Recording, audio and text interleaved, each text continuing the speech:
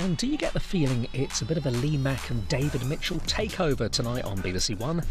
Guess who's in the hot seat now?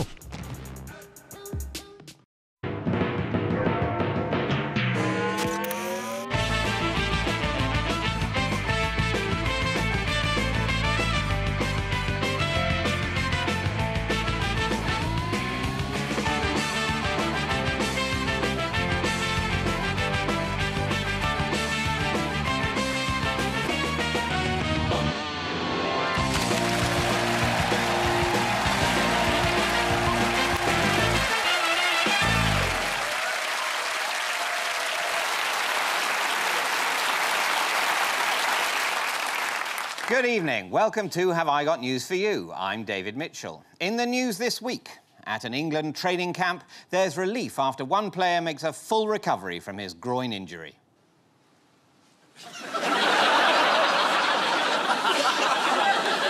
There's evidence that the star of David Attenborough's latest TV series has been a bit greedy in post-show hospitality.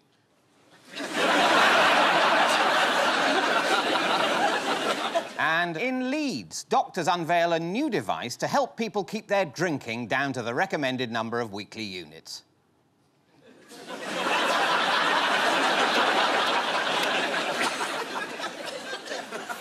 On Ian's team tonight is a comedian who says he hoped his live tour would cause arguments in the car on the way home. Presumably as in 30 quid for 2 tickets. Whose bright idea was that? Please welcome Andy Hamilton.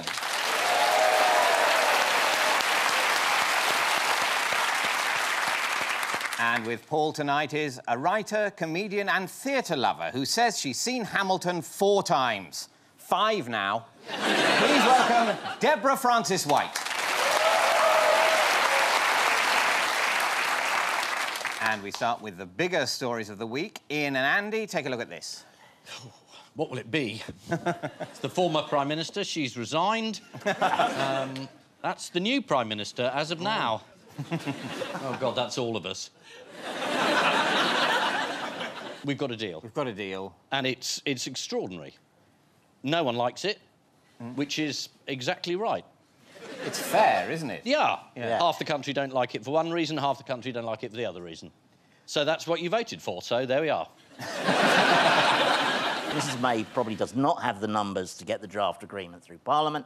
The Brexiteers probably don't have the numbers to topple Mrs May. The Labour don't have the numbers to force an election. Maybe they don't even have the numbers to get the deal through. Ask Diane Abbott, she's got the numbers.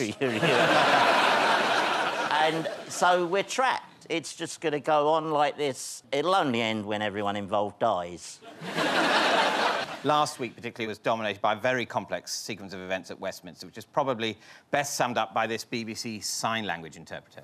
You're in the chamber now from MPs on all sides, in all parties, both pro and anti-Brexit, over her agreement. It was, you know, more than an hour before...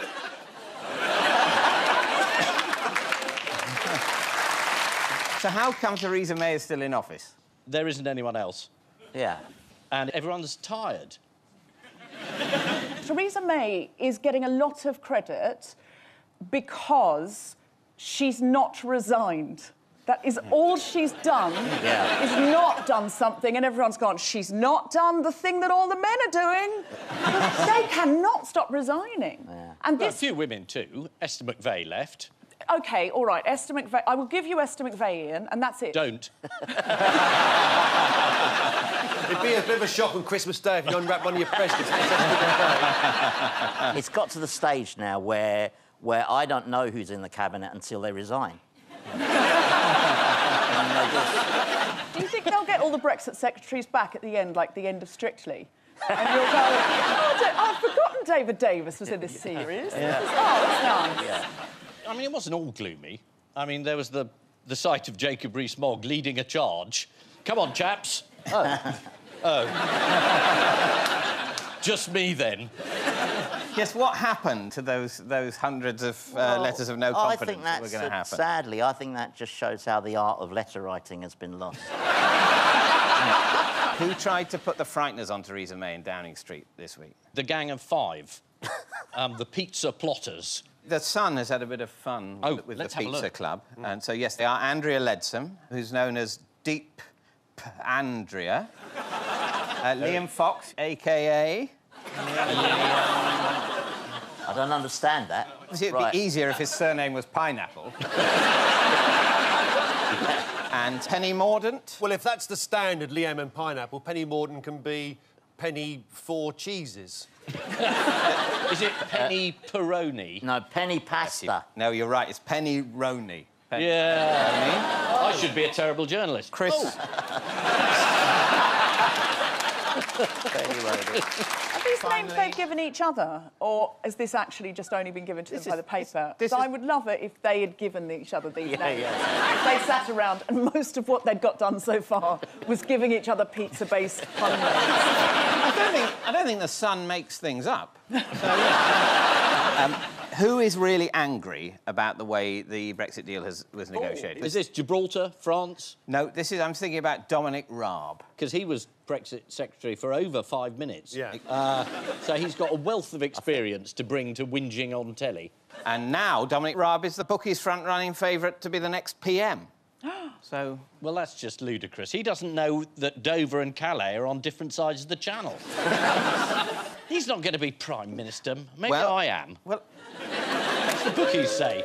Yeah. Oh, no! Landslide. If Ian's going to be Prime Minister, can I be the man that shouts out to them as they walk along 10 Downing Street? Oh, do you still be editing Private Eye, Prime Minister? Are those your own underpants, Prime Minister? People say it's going to be Dominic Raab. And according to The Sun, he's a high-flying lawyer known as Big Brains. Why have we decided the Sun's the source of all wisdom? What's his pizza name, just to be clear? Dominic's Pizzas. Oh, yeah! Brilliant. Oh, you've grown at that one, but you accept that. He's a high-flying lawyer known as Big Brains, and he's a black belt in karate. There's an alarming number of Tory MPs with an interest in martial arts. He's not the only one. Shall we lighten the mood by playing a game of Who's the Most Lethal? Yeah. Yeah. So, fingers on buzzers, everyone. Oh, OK. Shailish Vara. What's the question? What's his martial art skill? His martial arts is Taekwondo. It is. Oh. He has a black belt in Taekwondo. I don't know if that beats karate or not, but I haven't played martial art top trumps in years. William Hague.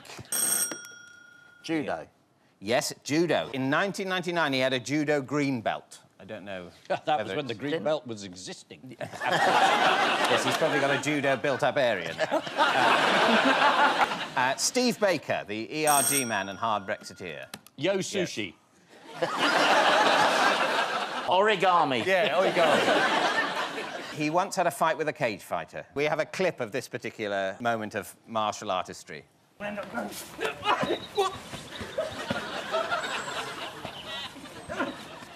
I saw this. I shouldn't have kept walking past, should I?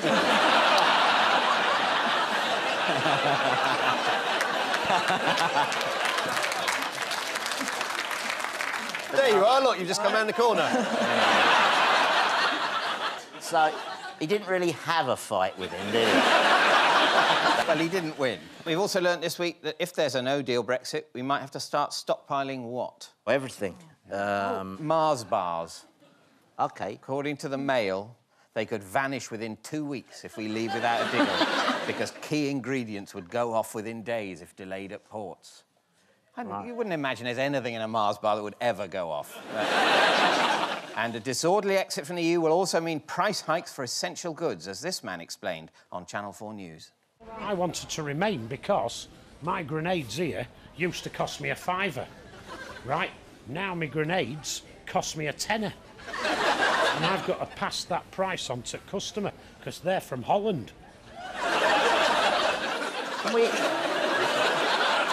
Can I make a personal plea to broadcasters? Brexit is obviously going to go on for another 10 years. Can we stop the vox pops?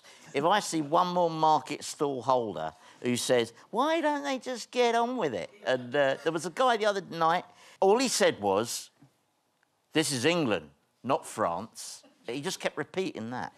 This is England, not one. That was his contribution. To be fair, he was Foreign Secretary.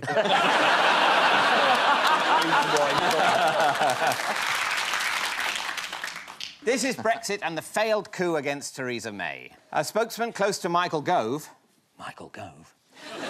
told the Daily Telegraph he has decided to remain in government to see if he can influence things from the inside.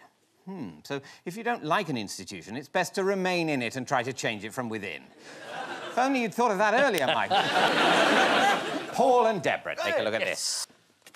On the air, OK, this is a man in Stevenage who is, that's him, he's been broadcasting from his garden shed to his wife back in the house for 40 years. Every night he goes into the garden shed, he plays a record for his wife. He's now been offered a job on Stevenage radio because he deserved it after 40 years of playing records to his wife. That is hugely correct. Yeah. Yes. Yeah. Absolutely. Yes, this is a man who's been broadcasting his own radio show from his shed for the last 40 years. I just told you that. And yes. How many... His name's Deke Duncan. Deke Duncan, yeah. How many listeners would he usually get? Just his wife. One. Just his wife, one. Just his wife. Yes. As mentioned in my answer. Sorry. Yes, according to the Times, yeah. Mr. Duncan's first wife, Theresa, was his only regular listener. Oh. And how did the local radio station who've offered him his own slot hear of his story? They went viral. They did a little piece on him, like a sort of human interest story, years ago in the 70s. Yeah, was it nationwide? It was nationwide. Frank Boff. There's no sign of Frank Boff in the clip. Oh, it's a shame. Probably for the best. We have the clip here. Here to try and put a grin around your chin. Special hello, how are you? Going out right now to Mrs. Theresa Duncan. I'm going to the shops, right, Deke? Radio 77's ratings could be in for a bad morning now that the station's entire audience has decided to go down the shops. It's not really broadcasting, is it? I think he's the godfather of podcasting. I mean, this is, to be honest with you, my whole career is podcasting, and I feel very much akin to this man. He has 40 years' experience, and Stevenage Radio have offered him a trial hour, and that's very much like being a woman on a panel show. You do 400 hours of podcasting, and then they say, you can have 1 hour. This is my Stevenage. And I'm delighted. But is Deke Duncan excited about realising his dream? Must be, yeah, absolutely. He admitted he was slightly apprehensive about his 1 hour radio slot, saying, I don't know how I'm going to fill it. And who's been causing some controversy on the airways in Australia this week? This is the Australian Prime Minister, Scott Morrison, who's got into trouble over lewd comments he made about Pamela Anderson on the radio. He said something like, oh, I'd deliver her a message. If you know what I mean. I'd go in the shed for 40 years and talk exclusively to her. It was some kind of nudge, nudge, wink, wink, wasn't it? It was. Pamela Anderson wanted the Aussie Prime Minister to help WikiLeaks weirdo Julian Assange to come back to Australia and get a hero's welcome. When asked for his reaction, he had this to say. I've had plenty of mates who've asked me if they can be my special envoy to sort the issue out with Pamela Anderson. Seems in like a sort of jokey way. He said that. Seems like the Me Too movement has passed Australia by there. Yeah. In other Antipodean news, who won Australia's Next Big Thing competition? Is this something to do with... Because I was raised in Australia, and when you would drive a long distance, from miles away, it would start saying, the big pineapple is coming. And when you got to the big pineapple, it was literally just a big pineapple that was as tall as, like, 2 skyscrapers. There's also a big banana, there's a big peach, there's a big... all of the big things you can think of, a big kiwi fruit. One of them got stolen, I think it was the big apricot. And I remember it, the press coming along and saying, oh, what are you going to do? And he said, oh, I wouldn't worry, mate, it's a 60-foot apricot, it'll turn up. Is it that? Yes. Yes, Australia's big things are oversized renderings of objects, and they're a staple of regional tourism. And this year, 4 towns vied to win a competition to build a new big thing. Reporting on the result, The Guardian said, a campaign to build a big peanut in Queensland has humbly accepted its loss to a big melon. Kirsty Board from the group representing the Big Peanut told The Guardian, "We were disappointed to lose, but we were glad the Big Melon won." This is the DJ who spent the past 40 years broadcasting from his garden shed and has finally been given his own show on 3 Counties Radio. Deke Duncan presented his own radio show from the shed at the bottom of the garden, though he did keep a laptop to hand, so if anyone walked in on him, he could just pretend he was looking at porn. And so to round 2, the picture spin quiz. Fingers on buzzers, teams.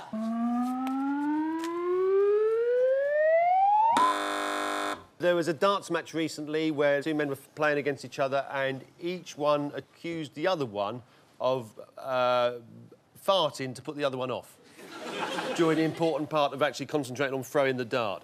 And the farting got out of control so much that it turned into a farting contest and then accused each other of putting each other off by throwing darts. Have you made this up? Does it sound like I've made it up? Yeah! How did the accusations of gamesmanship start?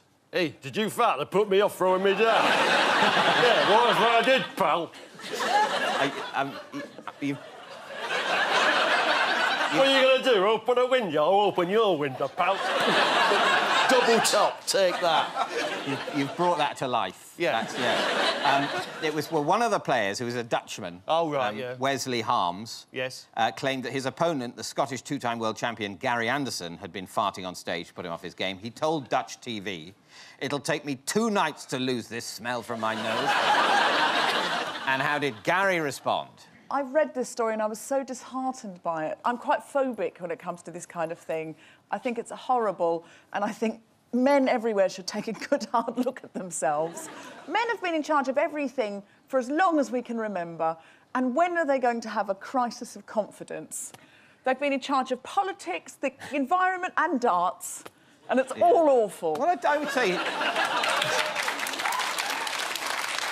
I think of those 3, darts is going all right. It doesn't, David, have you not heard this story? Yeah, They almost came to blows, and it was really... Well, they did, but clearly they're just putting him off. How did Gary respond to the accusation? Do we know? Yeah, if you're not tough enough to eat, you shouldn't have done it in the first place.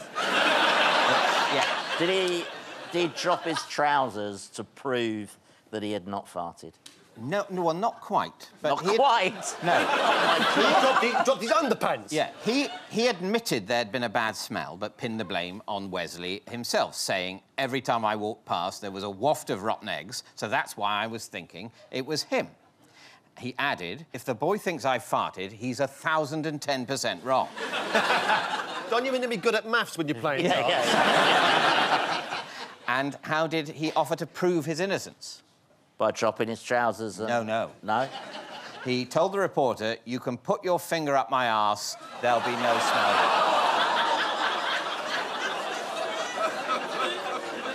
It's a hell of a catchphrase, isn't it? Fingers on buzzers, teams.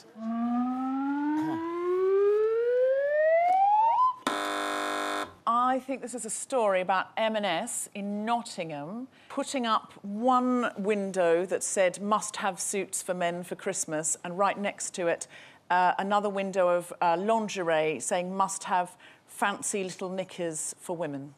That's absolutely right. Yeah, Marks & Spencer was accused of sexism over the way it's advertising underwear in its Nottingham store. A window display had this advert for men, which says, "Must-have outfits to impress." Next to this outfit for women, "Must-have fancy little knickers." Why might M&S feel aggrieved about this attack? Well, they said that there was some ladies' dresses around the corner that were also must-haves, Yes. but there was not a display of Y-fronts. I don't want to see a naked man, really. I find the display that they've got equally sexy. My idea of desirable is I'd like to see a man in jeans and a T-shirt just slip it off to reveal a 3-piece suit. So if men looked like they were wearing a suit when naked, that would be a higher form of evolution. If we could evolve to have natural For me, suits. yes. I don't want to speak for all women. What if a man got naked but then painted a suit? Would that be arousing? I've told you, Andy, before, in the dressing room. Yeah. No.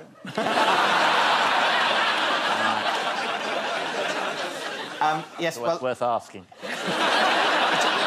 And how has the BBC upset people this week by censoring something? There was a documentary that, I'm not quite sure about the details, a documentary that was being shown in Africa, and there was a bit of pixelating going on.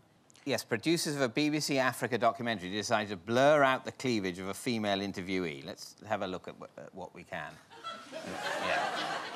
But is that because the cleavage was involved in a court case? BBC bosses said they felt the need to cover up because they were worried it would offend audiences in some conservative African countries. According to an internal BBC email, the decision to deal with Pam's cleavage was made at senior editorial level. And that'd be the head of cleavage. Yeah. Or HOC, as it's known.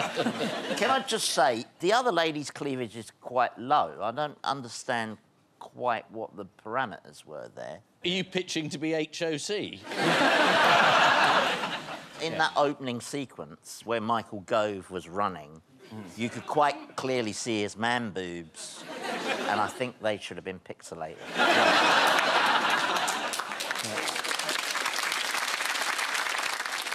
Time now for the odd one out round. It's just one between you this week. Damien Hirst, Icelandic President Gudni Johansson, CNN's Jim Acosta, and referee David McNamara. Well, Jim Acosta lost his hard pass to the White House for asking a question. Damien Hirst made a large statue of ovaries. Did Damien Hirst get into trouble for this statue of ovaries?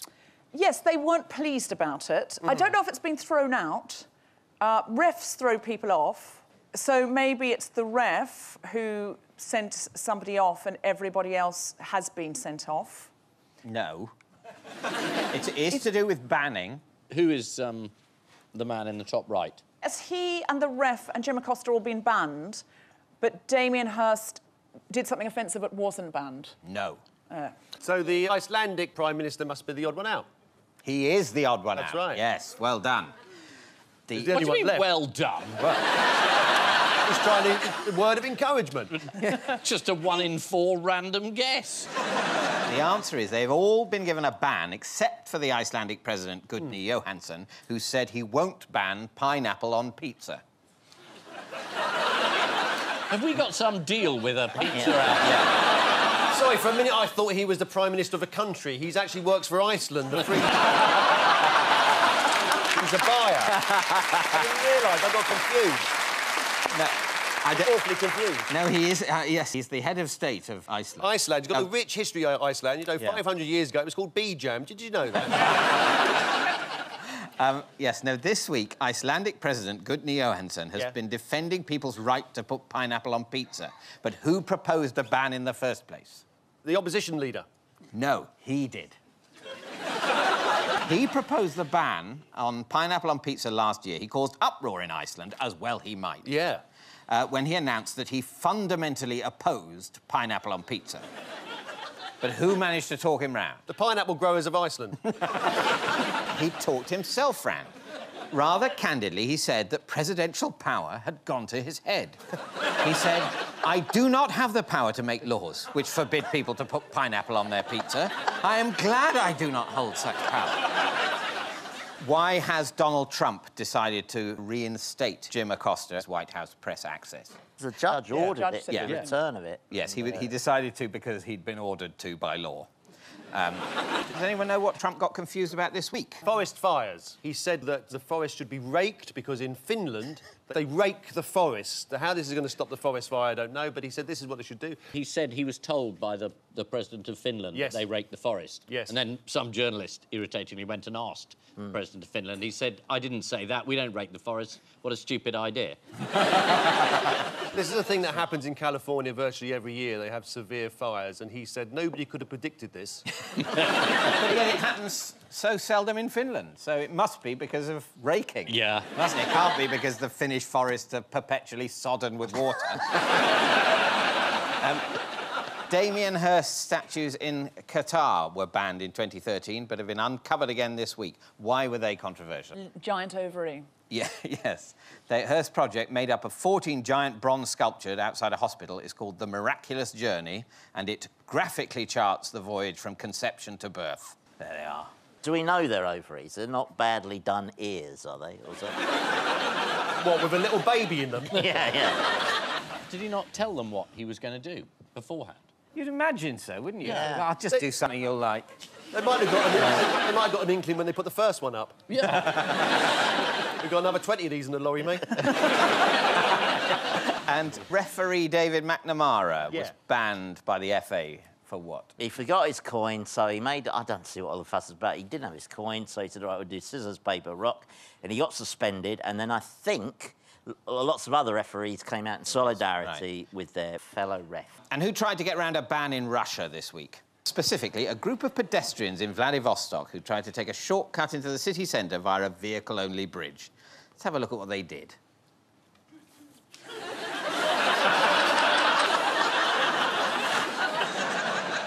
Yes, they've all been given a ban, except for Gudny Johansson, who said he won't ban pineapple on pizza. Still, no one really listens to the leader of an insignificant island stuck out in the sea on the fringes of Europe, as Theresa May is finding out. Time now for the Missing Words round, which this week features as its guest publication, canal boat enthusiasts' favourite read, Waterways World. You might also enjoy its slightly more racy sister publication, Argy Bargy.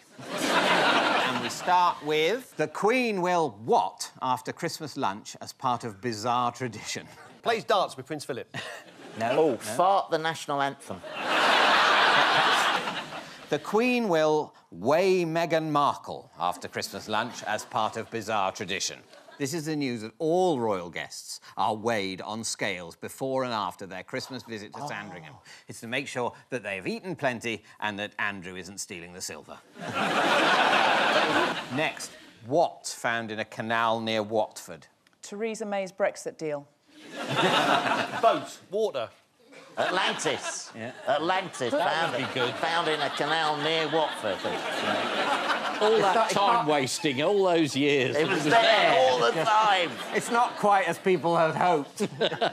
The answer is a World War II tank mortar. Oh. This was found by a canal worker who was so excited he immediately jumped 200 feet in the air and disintegrated. And finally, Canadian Prime Minister Justin Trudeau keeps what under his shirt? Himself. A three-piece suit. The answer is a buzzer to get rid of unwanted guests.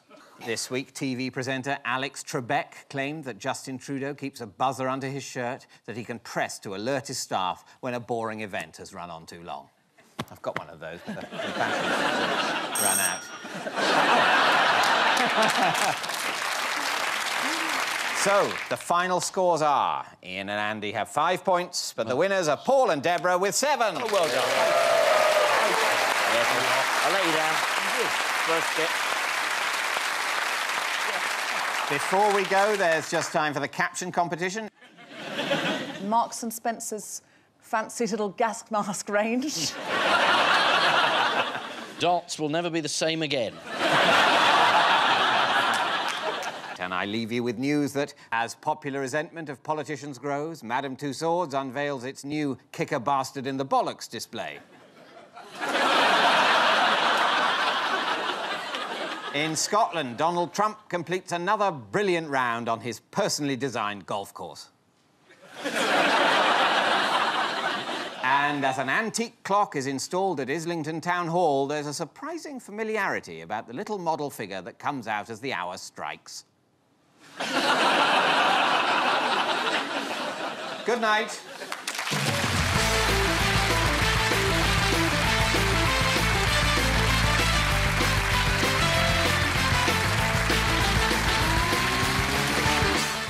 Join Nish Kumar and his satirical correspondents for a surreal take on the week's stories in the MASH Report on BBC 2 at 10. But here on BBC One next, David Mitchell's back with Lee Mack and Rob Brydon with all new Would I Lie to You?